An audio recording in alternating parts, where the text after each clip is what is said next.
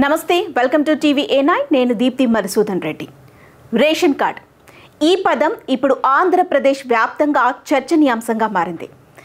ఏమంట deputy CM Pawan Kalyan seize the ship అనే 3 పదాలని వాడారో అప్పటి నుంచి రేషన్ కార్డు గురించి అందరూ చర్చించుకుంటున్నారు. ఓ పక్క కొత్త రేషన్ కార్డులకి ఆంధ్రప్రదేశ్ ప్రభుత్వం శ్రీకారం చుట్టింది. రేపటి నుంచి దానికోసం అప్లికేషన్స్ కూడా మొదలవబోతున్నాయి. ఎవరికైతే రేషన్ కార్డు లేదో వాళ్ళు కొత్త వాళ్ళు అప్లై చేసుకోవచ్చు. మరింతకీ రేషన్ కార్డుకి ఆ సీజ్ ద షిప్కి ఉన్న లింక్ ఏంటి అంటే దాని గురించి చాలామందికి తెలిసే ఉంటుంది. అసలు మీకేం తెలుసో ముందుగా కామెంట్ చేయండి. ఇక ఈ విషయం కాసేపు పక్కన పెడదాం. దానికి దీనికి ఉన్న లింక్ ఏంటనేది తర్వాత మాట్లాడుకుందాం. అసలు ప్రస్తుతం రేషన్ కార్డు గురించి ఎలాంటి చర్చలు జరుగుతున్నాయో అది మనం మాట్లాడుకుందాం. ముందుగా మనం రేషన్ కార్డు టాపిక్ తీసుకుంటే, మీకు రేషన్ కార్డు ఉందా? రేషన్ కార్డు ఉంటే దాని ద్వారా మీరు ఎలాంటి లబ్ధి పొందుతున్నారు? రేషన్ కార్డు ద్వారా మీరు బియ్యం తీసుకుంటున్నారా? రేషన్ కార్డు ద్వారా నిత్యావసర వస్తువులు కొనుక్కుంటున్నారా?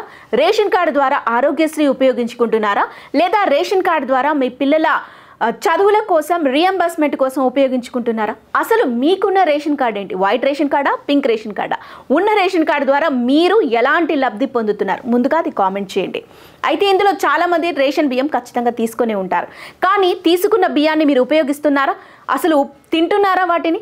కేవలం నిరుపేద కుటుంబాలు మాత్రమే తీసుకున్నటువంటి రేషన్ బియ్యాన్ని సక్రమంగా ఉపయోగించుకుంటున్నాయి.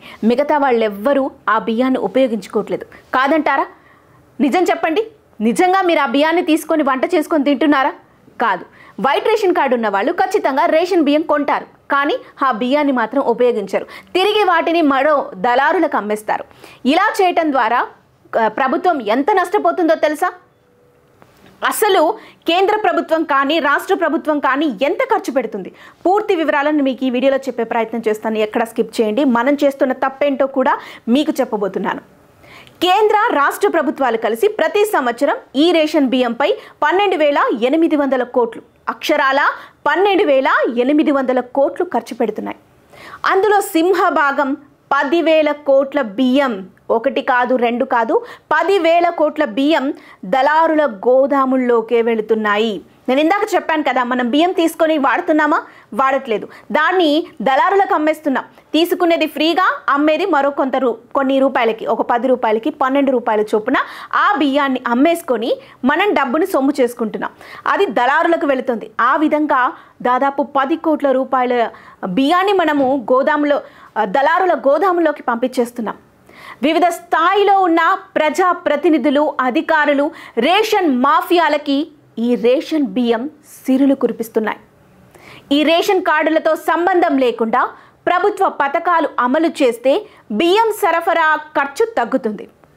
ఒప్పుకుంటారా లేదా? ముందుగా కామెంట్ చేయండి. మరి ఈ మొత్తంతో మరింత మంది ప్రజలకు పలు రకాలుగా అంటే పలు సంక్షేమ పథకాలను అమలు చేయవచ్చు. రేషన్ కార్డులతో సంబంధం లేకుండా అర్హులైన పేదలందరికీ ప్రభుత్వ పథకాలు అందిస్తామని ప్రభుత్వాలు ఎప్పటి నుంచో చెబుతున్నాయి. మరి చేస్తున్నాయా? లేదే. అయితే అమల్లోకి వచ్చేసరికి చివరికి అదే ప్రామాణికం చేస్తున్నారు. ప్రభుత్వ శాఖలే అర్హులని గుర్తించి పలు పథకాలు వర్తింపజేయొచ్చు, కానీ అలా చేయటం లేదు. అయితే వారంతా బాధ్యతలను తగ్గించుకునేందుకు, అలాగే ఏదైనా తేడా వచ్చినా తెల్ల రేషన్ కార్డునే ప్రామాణికంగా తీసుకున్నామని చెప్పి తప్పించుకునేందుకు ఇదొక మార్గంగా చూపిస్తున్నారు.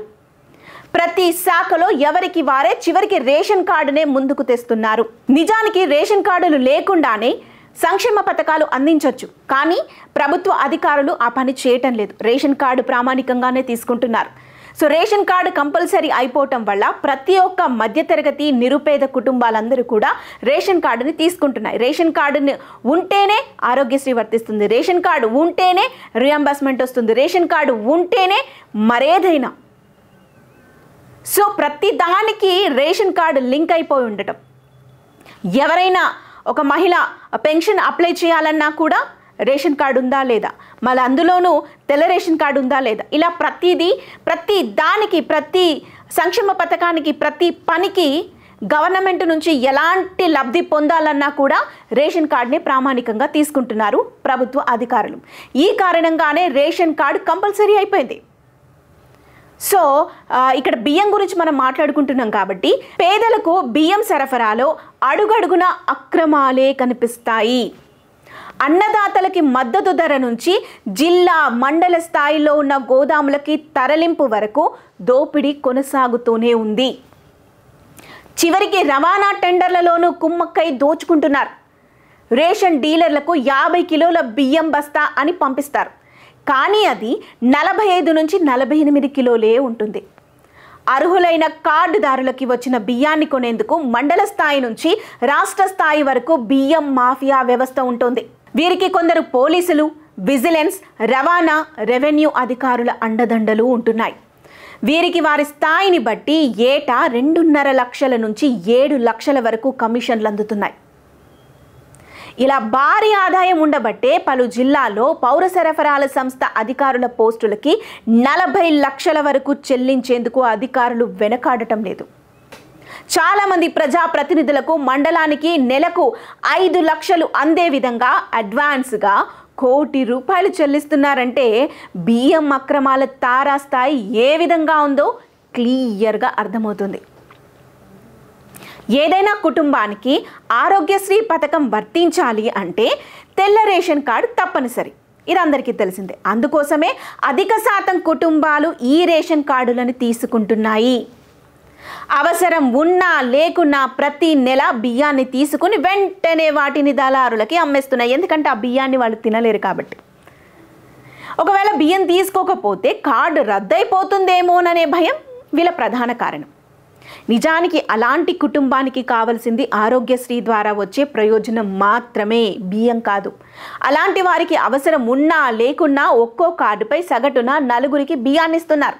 దీంతో ప్రభుత్వంపై ఏటా 10,392 కోట్ల భారం పడుతుంది.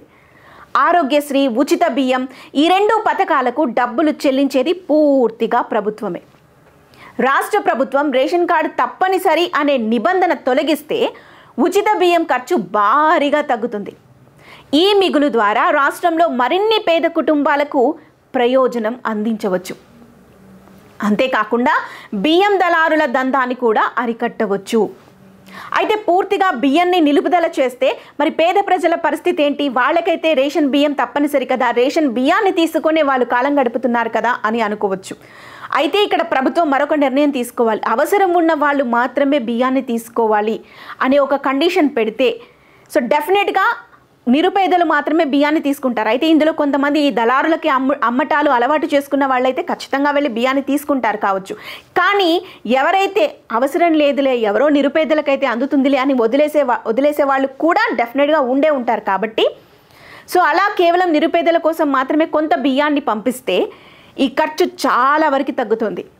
ఒకవేళ కాదు, కూడదు, అసలు రేషన్ కార్డు ద్వారా బియ్యమే వద్దు, ఇలా దళారులకి పూర్తిగా అమ్మేస్తున్నారు, దీని ద్వారా నష్టమే తప్ప ఎలాంటి లాభం లేదు, కేవలం రేషన్ కార్డు ద్వారా అందాల్సినటువంటి మిగతా ప్రయోజనాలు మాత్రమే అందిస్తాము అని ఒకవేళ ప్రభుత్వం నిర్ణయం కానీ తీసుకుంటే నిరుపేదల పొట్ట కొట్టినట్టే.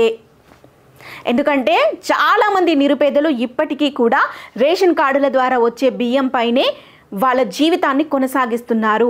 ఆ రేషన్ కార్డు ద్వారా వచ్చిన బియ్యాన్నే ప్రతిరోజు వాళ్ళు వంట చేసుకొని తింటున్నారు. ఒకవేళ పూర్తిగా బియ్యాన్ని నిలుపుదల చేస్తే మాత్రం ఖచ్చితంగా వాళ్ళ పొట్ట కొట్టినట్టు అవుతుంది. కాబట్టి పూర్తిగా నిలిపివేయకుండా ఆ పర్సంటేజ్ని తగ్గించాలి. అండ్ అవసరం ఉన్నవాళ్ళు మాత్రమే, ఎలా అయితే మిగతా సరుకులు అవసరం ఉన్న వాళ్ళు మాత్రమే వెళ్ళి తీసుకుంటారో, లైక్ చక్కెర కానీ, మిగతా పప్పు దినుసులు కానీ, ఆయిల్ కానీ, ఇలా ప్రతి ఒక్కటి కూడా రేషన్లోకి వస్తాయి. కానీ అందరూ అన్ని తీసుకోరు. సో అలా ఎవరికైతే అవసరం ఉందో, ఎంత అవసరం ఉందో అలా తీసుకొచ్చుకునే విధంగా దీని కానీ ఏర్పాటు చేస్తే, ఆ పద్ధతి తీసుకొస్తే డెఫినెట్గా కొంతవరకు ఖర్చును తగ్గించుకోవచ్చు. మీరేమంటారు? మీ ఒపీనియన్ కూడా కామెంట్ చేయండి. రేషన్ కార్డు పూర్తిగా తొలగించాలా, రేషన్ కార్డు ద్వారా బియ్యాన్ని తొలగించాలా, ఒకవేళ తొలగిస్తే పరిస్థితులు ఏ విధంగా ఉంటాయి? మీ ఒపీనియన్ ఖచ్చితంగా మాకు కామెంట్ రూపంలో తెలియజేయండి. Thank you for watching this video.